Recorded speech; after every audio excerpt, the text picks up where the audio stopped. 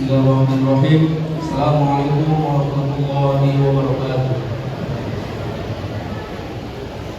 Hamdan wa syukran lillah, amma ba'd. Hadirin wal hadirat jemaah salat tarawih yang dimuliakan oleh Allah Subhanahu wa taala. Seperti biasa, sebelum kita mendengarkan ceramah tarawih dan dilanjutkan dengan salat tarawih secara berjamaah, kami dari panitia Amalia Ramadan akan menyampaikan beberapa informasi. Informasi yang pertama terkait saldo keuangan Amalia Ramadan. Untuk saldo kemarin sebesar Rp50.290.000. Adapun pemasukan untuk sholat tarawih kemarin sebesar Rp2.646.000. Untuk sholat subuh sebesar Rp2.224.000. Dari jumlah pemasukan sebesar Rp4.870.000. Jadi jumlah saldo keuangan Amalia Ramadan dari malam pertama hingga malam hari ini, alhamdulillahirabbil alamin, sebesar Rp61.160.000. Kami ulang, Rp61.160.000. Dan informasi yang kedua, nama-nama yang akan membawakan konsumsi buka puasa untuk besok sore hari ke-11. Yang pertama, Ani Kamistar.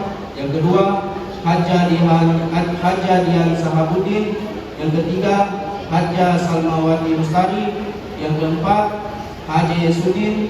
Yang kelima, Misbahuddin. Yang keenam, Haja Farida Ansar. Yang ketujuh, Haja Rosani Mustafa.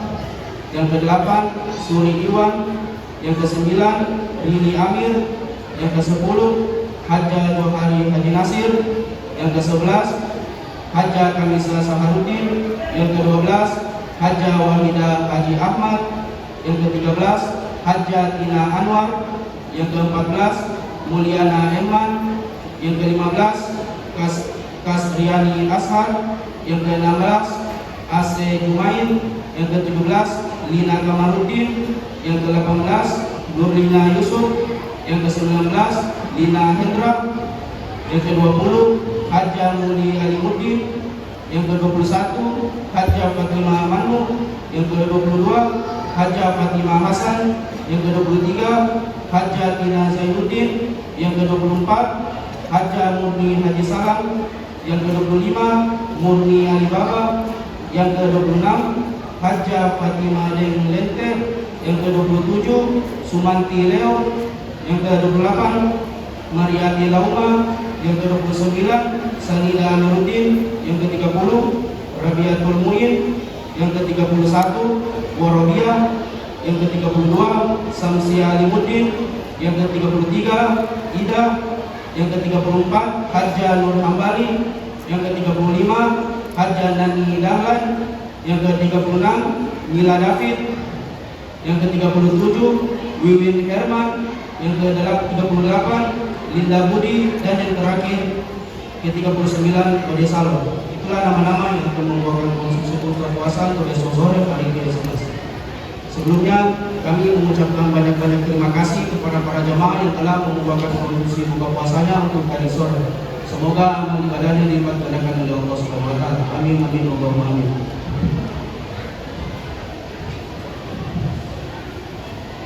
Dan informasi yang terakhir yang akan membawakan ceramah tarawih pada malam hari ini, yang terhormat Ananda Irham Nur Said, kami berikan waktu 5-7 menit dan insya Allah dilanjutkan oleh yang terhormat Al-Ustaz Dr. Muhaimin SSY MSOS. Untuk imam tarawih yang terhormat Ustaz Salam Kamusi SH. Untuk imam witir yang terhormat Al-Ustaz Wahyudi SPD.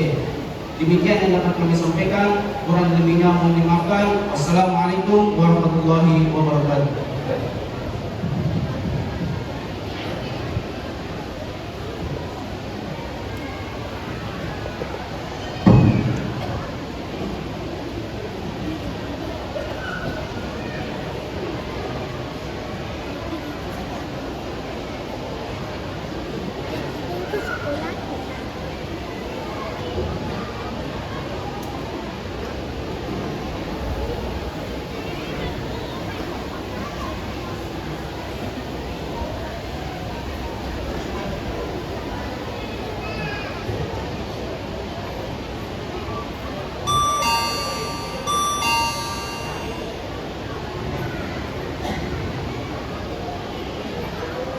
Bismillahirrahmanirrahim. Assalamualaikum warahmatullahi wabarakatuh.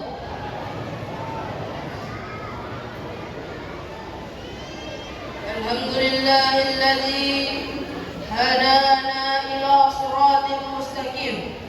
Wassalatu wassalamu ala asyrafil anbiya'i wal mursalin wa ala alihi wa sahbihi ajma'in. Amma ba'd. Alhamdulillah, marilah kita memanjatkan puji dan syukur atas kehadirat Allah Subhanahu wa taala. Tuhan yang telah memberikan kepada kita nikmat, baik nikmat yang telah kita rasakan atau nikmat yang sementara kita rasakan maupun nikmat yang akan kita rasakan. Salawat beserta salam kita curahkan pada junjungan Nabi besar kita Muhammad sallallahu alaihi wasallam.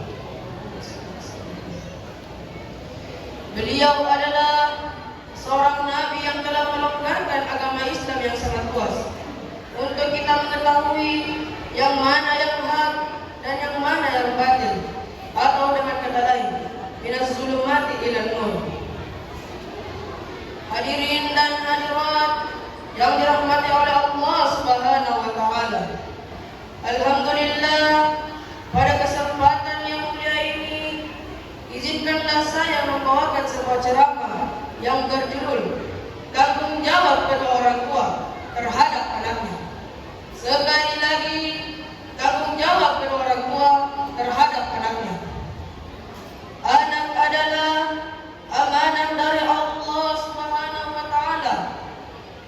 Oleh karena itu, sebagai orang tua, kita diwajibkan mengajarkan akhlak budi pekerti yang baik, seperti mengajarkan masalah-masalah agama ataukah akhlakul karimah.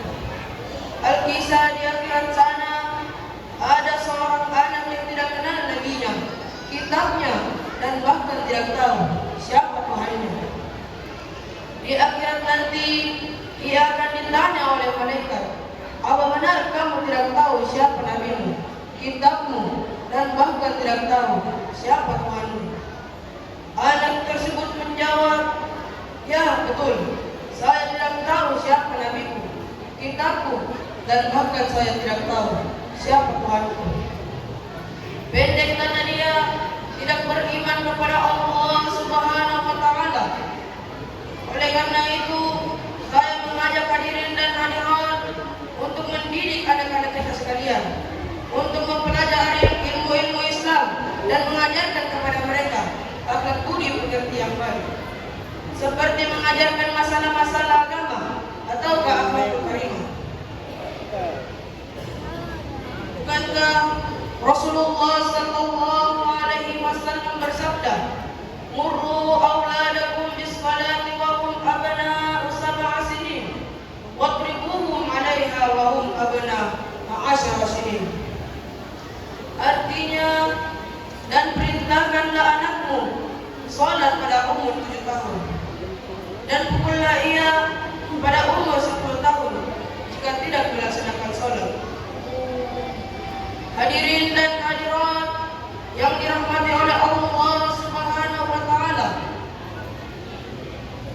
di dalam hadis tersebut tadi telah memberikan pengertian kepada kita semua bahwa Rasulullah sallallahu alaihi wasallam menganjurkan setiap orang tua untuk menyuruh anaknya salat pada umur 7 tahun dan menganjurkan pula pukul pada umur 10 tahun jika tidak melaksanakan salat.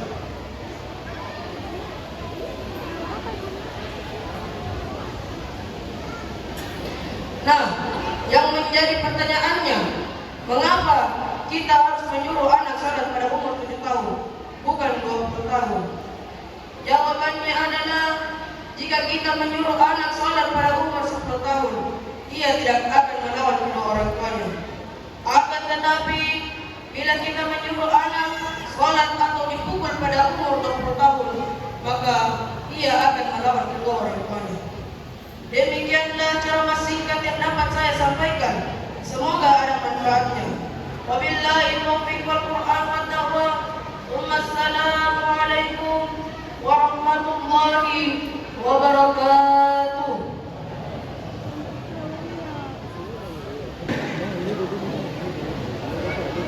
Bismillahirrahmanirrahim. Assalamualaikum warahmatullahi wabarakatuh.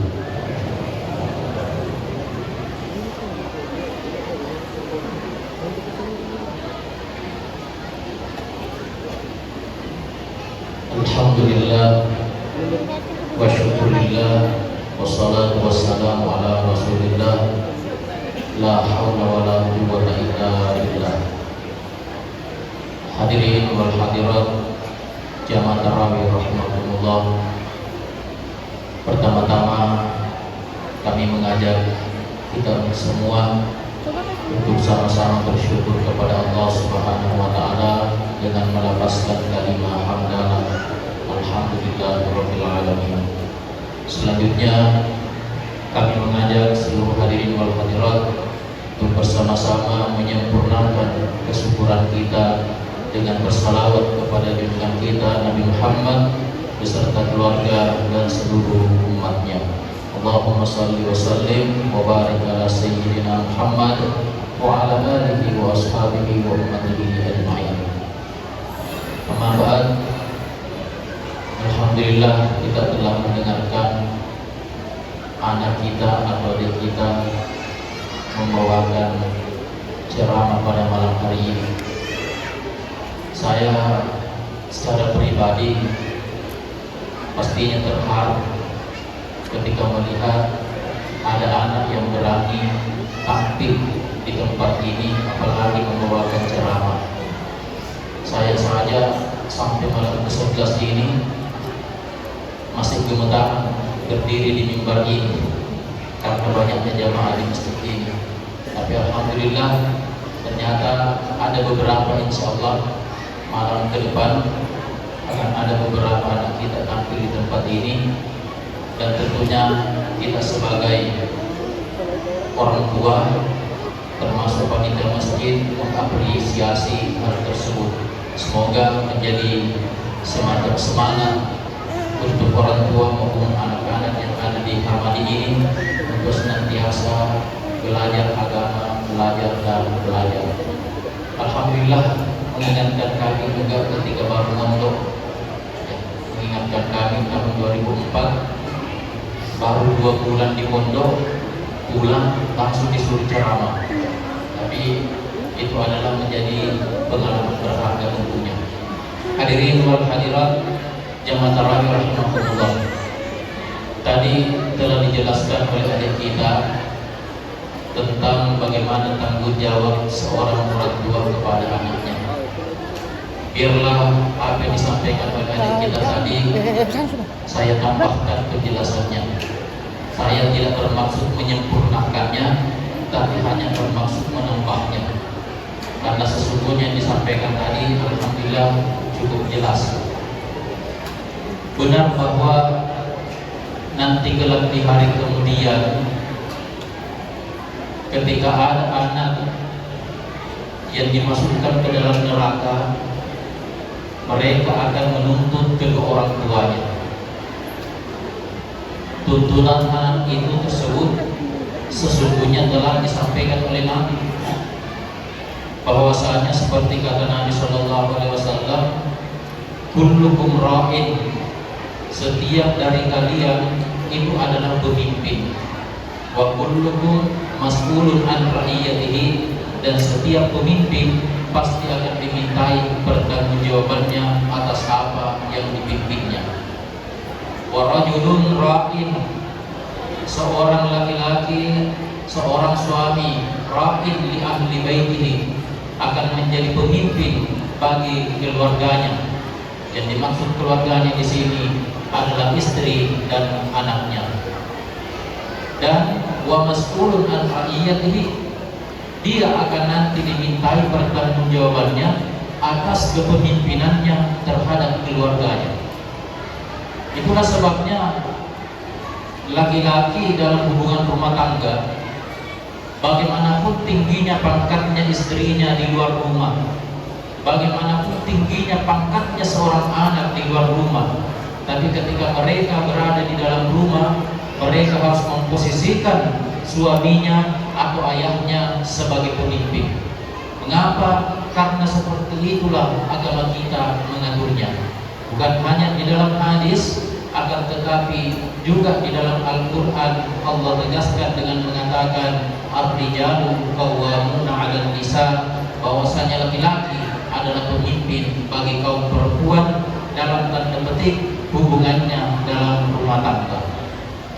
Maka dari itu, jamaah tarawih rahimakumullah, setidaknya ada beberapa kewajiban orang tua kepada anaknya. Yang pertama, kewajiban seorang orang tua atau orang tua kepada anaknya adalah orang tua wajib hukumnya memberikan anaknya nama yang terbaik. Mengapa?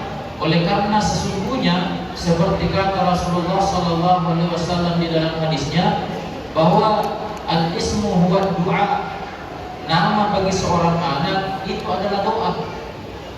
Sehingga pernah terjadi suatu ketika, hadis yang saya lupa sedikit lagi, mau diingatkan Pak ya, saya lupa tadi itu yang berapa. Jadi pernah suatu ketika terjadi di Mangkosok sana, di pondok pesantren, ada salah seorang cucu daripada supirnya Andre Gruta pada saat itu. Hampir dalam seminggu sang cucu ini muntah darah, hampir tiap minggu muntah darah, hingga akhirnya informasi tersebut disampaikan kepada Andre Gruta, Kiai Haji Abdul Rahman Ambodalde, bahwa cucu beliau supirnya Andre Gruta ini selalu muntah darah. Akhirnya dicari tahu, karena pada saat itu mau didoakan, ditanyakanlah siapa namanya. Maka beliau supirnya Andre Gruta ini menyampaikan namanya adalah Hawiyah. Kagetlah Andre Gruta pada saat itu. Bagaimana mungkin seorang orang tua memberikan nama anaknya Hawiyah? Ditanya, kenapa diberikan anaknya nama Hawiyah? Dia bilang, enak saya dengar Gruta, bagus kedengarannya, Hawiyah. Siapa panggilannya? Wiyah. Bagus sekali kata Gruta, sangat-sangat bagus kedengaran. Tapi coba katanya buka Al-Quran surah Al-Qari'ah. Wa ma adraka ma hiya, apa yang disebut dengan Hawiyah? Narun Hawiyah, adalah neraka yang menyala-nyala apinya. Sehingga kata Gruta, mengambil nama di dalam Al-Quran jangan asal mengambil hanya karena mendengarnya enak kedengaran, lalu kemudian memberi anak nama seperti demikian. Sehingga apa yang terjadi? Seperti itulah keadaannya si anak, hampir setiap minggu selalu muntah darah. Akhirnya pada saat itu kata guru kami yang menyampaikan informasi ini, setelah diganti namanya, mulai pekan itu sampai selanjutnya tidak pernah lagi si anak ini muntah darah. Nah, demikianlah betapa pentingnya nama diberikan kepada seorang anak, di mana nama itu adalah nama yang memiliki arti, kalau perlu artinya adalah arti yang terbaik. Tujuannya supaya si anak ini ketika dipanggil namanya itu akan menjadi doa baginya. Hanya saja yang terjadi di antara kita, khususnya bagi masyarakat Muslim Bugis Makassar, kadangkala nama anaknya bagus, tapi setelah dipanggil ternyata tidak bagus lagi. Namanya anaknya Khairuddin, sekalinya dipanggil panggilannya Kharo. Banyak seperti demikian. Namanya anaknya Abdullah, sekalinya dipanggil Labedu. Oh maaf kalau ada kebetulan sama namanya. Mohon maaf Pak Bu. Ya. Ada anak namanya Abdul Rahman, sekalinya dipanggil Yaman. Bagus sekali kedengaran Yaman, tapi dari segi arti, bila artinya Sehingga apa yang terjadi kemudian, namanya anaknya bagus, tapi ketika dipanggil tidak bagus lagi, akhirnya tidak lagi nama itu menjadi doa terhadap si anak. Maka dari itu, jamaah tarawih rahimakumullah, yang memiliki nama anaknya sudah baik, baiknya panggillah anak itu dengan namanya. Jangan kemudian dimodifikasi sehingga kehilangan maknanya. Saya sendiri punya sepupu namanya Nur Kolbi, artinya cahaya hati, tetapi sekalinya dipanggil berubah menjadi Gedi. Jadi saya kira ini suatu hal yang kadang kita sepelekan umat muslim. Hadirin jamaah tarawih rahimakumullah, ini sudah lebih kayaknya waktunya. Maka dari itu cukuplah yang satu ini yang kami sampaikan pada kesempatan ini, dan tentunya ada beberapa kewajiban lagi bagi orang tua kepada anaknya.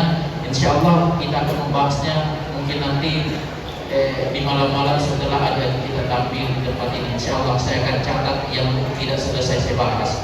Terima kasih atas segala perhatian, mohon maaf atas segala kekurangan. Akhirul kalam, wallahu musta'an walil iqlal. Assalamualaikum warahmatullahi wabarakatuh.